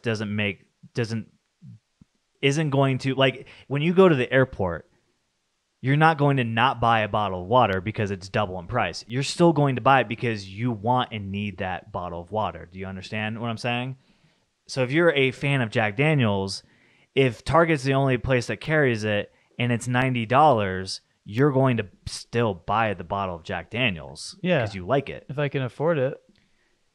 Yeah. Yeah. If I can't afford it, then I'll just buy the cheaper option. But there is no cheaper option because Target has basically captured that market. No, there would be a cheaper option if somebody sells. Yeah, but you're saying now that you're whiskey. saying that competition is only good within the actual Target? No. The competition will arise because Target can't have. I mean, they could have a deal with every liquor company, but then there's going to be a new liquor company that pops up, a new whiskey who says, hey, don't buy the fucking $90 Jack Daniels. Yeah, but stuff, what I'm buy trying to our say stuff. is if Jack Daniels has cornered the market on whiskey, Yeah. they own all the cornfields. Yes. They own all the logistic companies. Yeah. And now they are king of whiskey. Okay. Right. Now you, Miles, you're like, that's fucked up. I don't like that. There's only one whiskey option. I'm going to offer a whiskey option basically to compete with Jack Daniels. It would be an almost an impossible outcome for you to do that because there's no cornfields to buy because Jack Daniel owns all the cornfields. Yeah. And there's no logistic companies that will take your business because they have exclusive with Jack Daniels. Yeah. So that is different. It's not. Yeah, it's a large scale monopoly. Like there's a difference between competition being able to exist. Yeah. Like if I want to make whiskey, I can make whiskey and I can sell it. Like I can open a store on the corner and try to sell it cheaper if I want. Versus this company bought all the whiskey making devices or the cornfields or whatever in the country. There's no more left. I literally can't buy them. Yeah. They're the only ones who own it. I think that's different. That's the same thing what Rockefeller did. They were like they bought all of the oil companies and then they were like, no one else can produce oil. We're going to sell it for a higher It's price. basically the extreme of my argument. Yeah, it's So it's the extreme of your argument, Yeah. and it happens, and that's when the government intervenes. Yes. But prior to that, like that takes a while for that to happen, Yeah. and it happens. But before that happens, you can still have natural competition. Absolutely, and I think I accept what you're saying, but what I think the argument I'm saying is if you don't, it will happen if you don't put a stop to it. Like these companies aren't going to be like, yeah, we love Target's not saying, Target's not like saying this is enough, we're good. Yeah. They're like, we want it fucking all. Yeah, they may of like course. Walmart because Walmart is like they're like, we're not Walmart. Like that's their whole stance is like, oh, you're at Target because you didn't want to be at Walmart. Like Yeah. there's that type of competition. But then there's like, I want to take out Five Below. I want to take out Dollar Tree. I want to take out all these other, like I wouldn't call it Target or Dollar Tree Target adjacent, basically their competitor, but in a way they are. They will not stop until they basically have captured everybody. Yeah. And so there has to be basically rules and laws and regulations basically preventing big companies with large amounts of money for doing the same thing. It's like, yeah, because it goes back to our original argument, which Yeah. was that a company can't continue growing Yeah. forever. yeah, Target, the reason why Target wants that is not because the people who work at Target are like, we hate all of our other people that live here. We want to take all their money. They're like, our shareholders keep investing in our company and we need to continue making money for us to stay in business. Yeah. And so they're like, how can we do that? Well, we can sell liquor. yes. I get the point you're trying to make, and I totally understand it. I don't know if this is the right application for it in terms of like the three propositions that we were talking about. Maybe the delivery thing makes sense to me, but I truly do think a lot of people would go out of business in Colorado. I know a few people who own liquor stores. They certainly would hurt because of this bill, Right. significantly. Less people are going to go to that liquor store because, you know, like you graciously pointed out, there's Yes. sketchy people there. They're usually not as nice as a Target would be or a grocery store. And I do think there are certain laws that exist that are inhibiting like positive growth that's both beneficial to the economy and the consumer. Like, for instance, like I don't think we should be subsidizing corn or oil. I don't think those are necessarily government things that we need to be doing anymore. I don't know if that's related to our argument. Kind of is, maybe not. But there's certain but I don't know if that necessarily applies here. Yeah. It could. You could definitely argue like you have been, but Yeah. So I understand your argument too. Like the liquor industry is probably one of the last industries that's like this, that has these kind of regulations. Like pharmacies, places are great examples. yeah. There's almost like you will usually only ever find a non-chain pharmacy in a really, really small town. Yeah. Otherwise, it's every other block you have a Walgreens and a CVS, and yeah, they can work with whatever insurances they want. Yeah. They can help price the drugs. They have all these different deals with different companies and stuff. It makes sense, but Walmart and CVS are still like competing with each other and have been for a long time. You know what I mean? Well, Target bought CVS basically. Shut up. So now all the Target pharmacies are CVS. Well, yeah. I mean, Target and CVS were competing, and then Target was like, they probably didn't make any money on their pharmacy because they were selling things so cheap. So they were like, CVS makes money. They have an audience. We'll just buy your audience. Yeah. Yeah. And that's what like we were talking about Visual Studio. It's a great IDE. The one I used to use before using Visual Studio was Brackets. Bracket, amazing hinting. It was a great debugger built into it. If you had a line of code that didn't make sense, it would point it out. I mean, Visual Studio now does this too a little bit, but it was done flawlessly, and I loved it. And then Adobe bought it, and it was like, we have something already like this. We want to basically buy your IDE. We want to take all of your consumer base and basically put it under our consumer base now. And then basically a year later, they were like, we're gutting the software. We're not supporting anymore. Now you all have to use our software. And it was just like, that sucks because now I'm forced to use or go somewhere else, basically. And it ruined a good thing. In that instance, it truly did hurt the consumer more than it. But now you're happy again because you found something good. Something, yeah, from Microsoft. It's like, here we are. All roads lead back to Google, Microsoft. Yeah, look, if all I'm saying is that you just need to invest in Google, Microsoft, and you're good. Yeah, probably. Maybe. I don't know.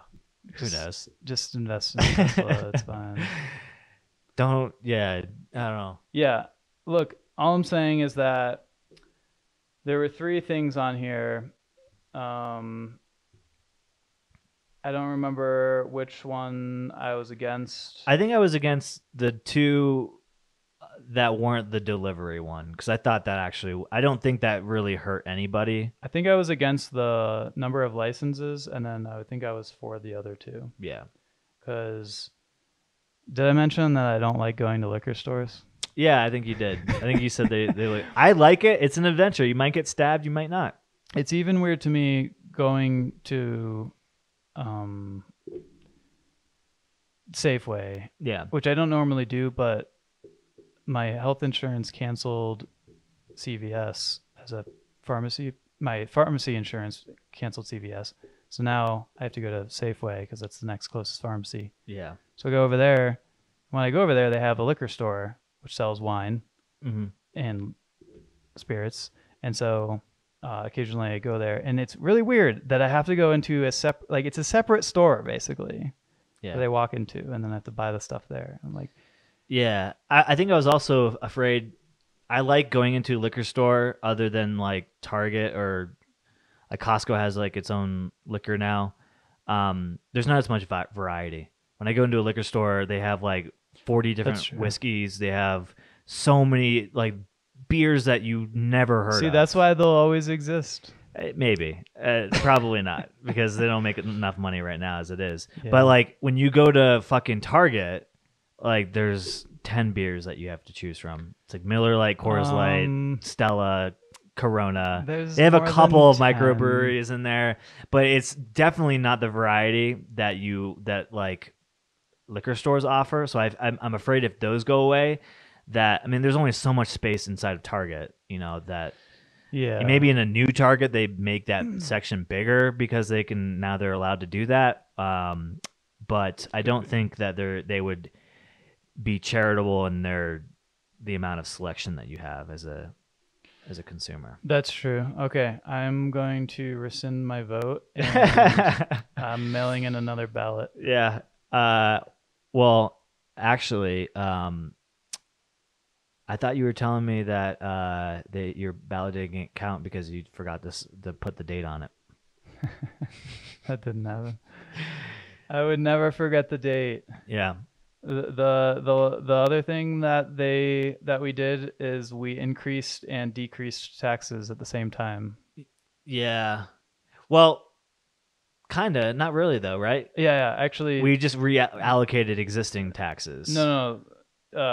There's 2 tax increases.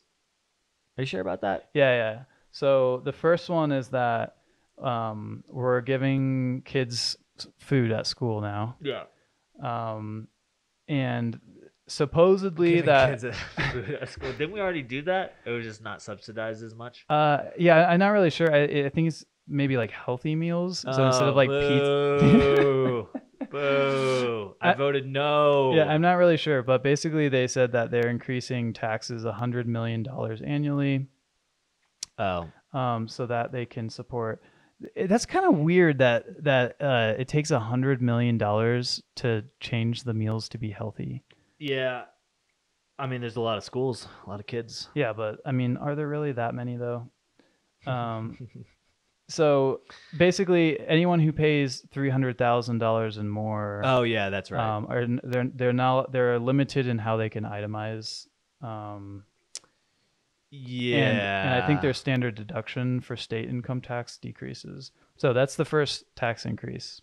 Even though it's only for people who above 300,000, it's still a tax increase. Second one, I would consider a tax increase because the state has a special thing where they're only allowed to collect so much income tax. Yeah. Which makes sense. If they collect more than they need, Yeah. then they should give it back to people. Yeah. Right? We only pay taxes to pay for things that we need, not so that the government can just have a bunch of money to do what they want with. So they give it back. So instead of increasing taxes, what they said was, well, instead of giving you guys back the money, we're going to take that money and pay a bunch of mega corporations to build affordable housing. Yeah. Yeah. And I voted no against that. yeah. Wait. So, Maybe I didn't. I don't remember what I voted. I was back and forth. So it passed by a slim margin.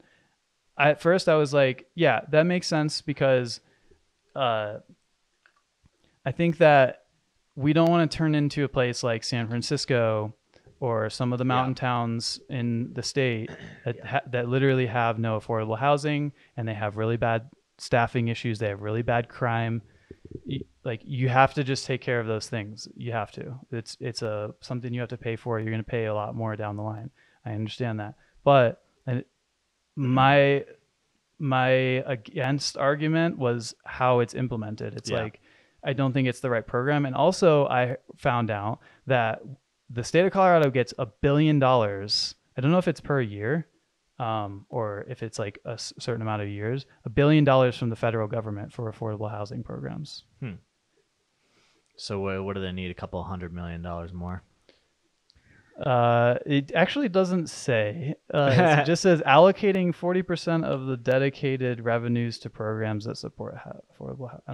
I do think that's a good idea. I am skeptical about the implementation of it because I do think it will just be the big conglomerates, real estate people that will benefit the most, and typically, like, I don't know, governments are not really good at that type of thing, or at least they haven't shown to be. Like, I don't know somebody who's really done a really good job with this issue.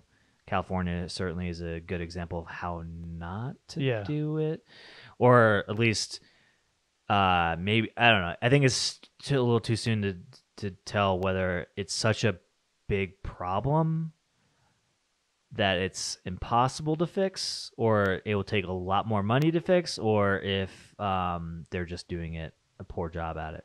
Yeah, I think that, I mean, if you look at a lot of the people, like, why are there so many more homeless people with mental issues now than there was like 50 years ago? Yeah, that's a good point to bring up. Like, are we just going to enable people to be homeless, or are we going to actually fix the root of the problem, which is mental health?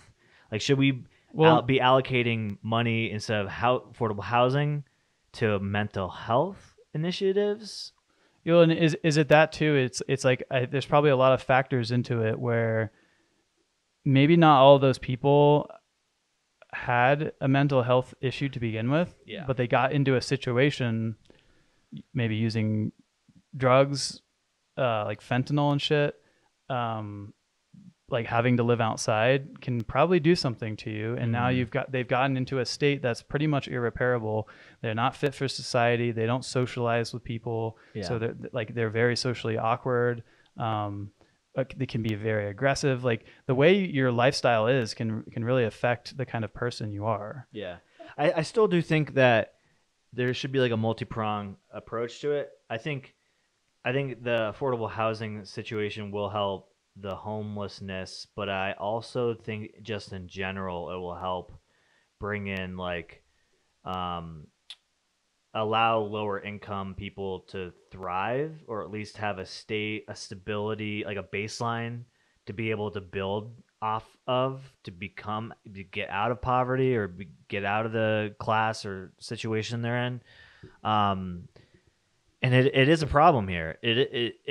The service industry here is in trouble because there's not enough labor to go around. Mountain towns are crazy examples of this, right? Like places like Crested Butte, Vail, Aspen. Vail recently had a housing project that they were working on, and then they totally abandoned it. Those towns, and specifically in this example, need to offer. Vail is really expensive to live. I think everybody knows Vail, Aspen. Those are all buzzword towns that are like for the elite. Like, people like Kim Kardashian go there to ski. It's the houses there are millions of dollars. There's trailers and like trailer parks that are going for like $600,000. It's very expensive. So what happens when you price lower income class service workers out of the area, and now you have nobody to basically run the hotels or run the resorts? You have to provide options in those high cost of living areas to those people, or else it's just Now you have a ghost town of just rich people. Yeah. Well, I think what usually happens is the companies they have to be large companies or they contract them out. Yeah. Like Epic or Vail Resorts, they will they have programs that people who are usually coming out of college, in college, they'll do periods of time where they're not doing something, where they will go and they'll live in that area for a period of time, like that summer. Subsidized housing and stuff. Yeah. And so they actually import people, but that's a lot more expensive now. Because, and you have to be a big company too. Right. Yeah. Because now it's not like Vail is getting that land, those homes, like any of that stuff cheap. It's still really expensive, so they're still paying a lot for it. It's like, imagine in Denver if all the restaurants had to work with some company that imports people, and you know what I mean, like that buses in people into the city, just so that they can go to work and then they leave for the day and they go live somewhere nearby. Yeah. I mean, it would be so expensive. It would, like, everything's going to be so expensive. So. Yeah, it's so expensive, and if you're running a Denny's, man. Oh, you don't run a Denny's. You don't run a Denny's here. In Vail? Yeah. Imagine that. Denny's is for Grand Junction. No offense. Yeah. Whoa. Shots fired. Miles is not allowed to do any business now with Grand Junction. No. Just killed all of our sponsors. Yeah. Grand Junction Oil Company. I'm sorry. Yeah. No, it's just I only said that because it was cheaper. A lot cheaper there when we went. Yeah. Which was cool. The clock is ticking, man. Because Target's moving in and they're taking all the business in the area. Probably. Let's just say prices are going let's up, just say man. if Target would have been able to get 8 liquor licenses, I guarantee one of them would have been in Grand Junction. Yeah, it would have knocked out the one liquor store that they have there. There's plenty. That whole town's full of drunks. I don't know if you've ever been there. There's lots of liquor stores there. There's a reason. Yeah. I don't know. I'm just saying, buy a house there because that's probably the coolest place to live in the state. Grand Junction, next to Pueblo. Yeah, next to. That's what all Craig. the people. That's what everyone on social media tells me, though. Pueblo. Yeah, they're always like, Pueblo's the best. It's the best place to live. I disagree. Oh, I mean, I don't know. I've heard it's like amazing. I don't think so. I heard they got a lot of lakes and mountains there. They got a lot of lakes and a lot of mountains. Great place. They could have it. Probably not, though. If we weren't running out of water. Seems like a place where there could be a big drug problem. I've heard that Pueblo is probably the worst place to live in the state. Yeah. There's I had a good friend who used to talk about living over near like Craig, which is like where the 3 states come together. I think it's like Utah, Nevada, and Colorado, right? In the corner, and that's where a lot of the drugs will come in. And so like that town's been just like completely destroyed. Not completely, but it's been really hurt from fentanyl, meth, things like that, because of its geographical location. I'll never understand how so much fentanyl gets on the streets, but that's for another podcast. Yep. Certainly. Well, thanks for sticking out. This has been Debate 2022, and so go vote.